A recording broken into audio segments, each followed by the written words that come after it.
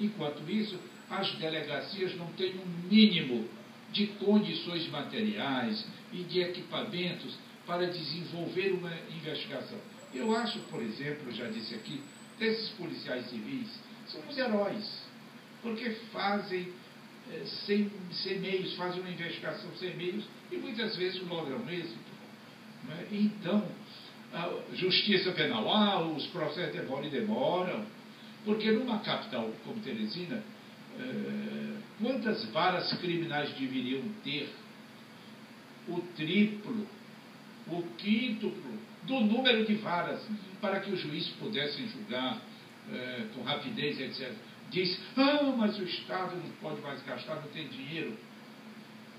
Então o Estado não tem dinheiro para prover a segurança pública. Segurança pública não é só o soldado da Polícia Militar na rua. É também, mas não é só isto. É muito mais. Então a questão mais complexa.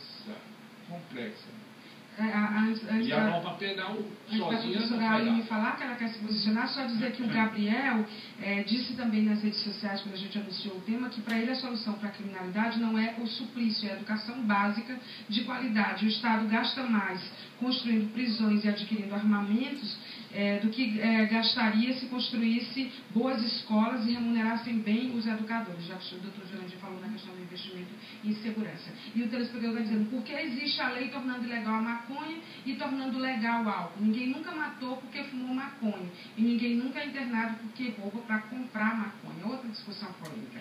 Seria melhor que o Código Penal fosse estudado com mais atenção. Está tendo muitas divergências e a lei está se contradizendo a toda hora, Carol. E a outra, o que você acha do estelionato, estudante de uma outra faculdade da Fundação Santo Agostinho, da Faculdade Santo Agostinho? Eu queria a permissão sua e da minha colega só para desmistificar uma grande idiotice que se passa na cabeça das pessoas.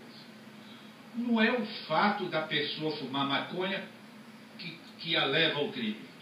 Não é o fato da pessoa cheirar a cocaína que leva ao crime. O que leva ao crime é o comércio dessas drogas. É o comércio, a disputa pelo comércio dessas drogas é que leva ao crime. Não é o fato do uso da droga. A guerra dos traficantes. Professora? A questão da droga é um dos temas mais polêmicos desse novo código, né? Porque no projeto há a previsão de uma descriminalização.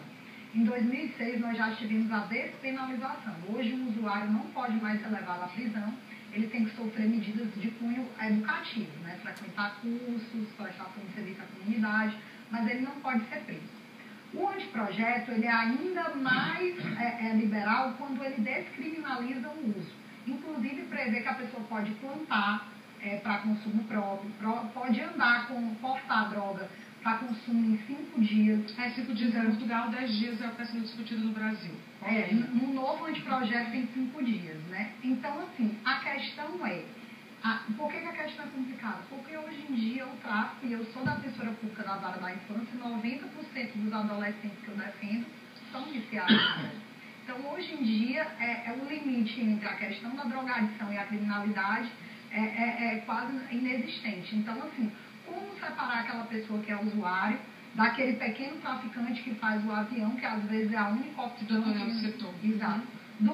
grande traficante? Então, algumas questões me preocuparam aí, mas são questões de natureza diversa. Por exemplo, a gente vive num Estado democrático de direito onde nós temos um processo legislativo, princípio da separação dos poderes, poder legislativo, poder executivo, poder judiciário.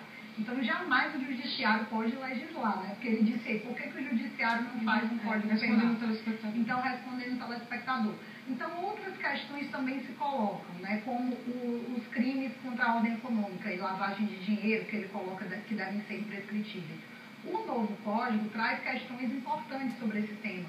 Enriquecimento ilícito, que era um crime que não era tipificado, passa a ser tipificado.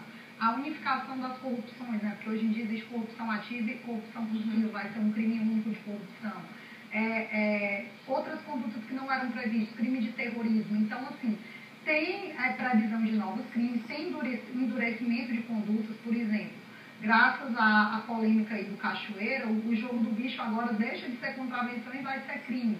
Nossa, então tem diversas questões. Agora, assim, a gente do cachoeira, né? A gente precisa desmistificar um pouco essa questão, por exemplo, o furto. Esse código, o novo código prevê que se o dano for de menor potencial ofensivo, porque o crime de furto é um crime praticado sem violência, e ela ressarcir a vítima e a vítima concordar, pode ser extinta a punibilidade.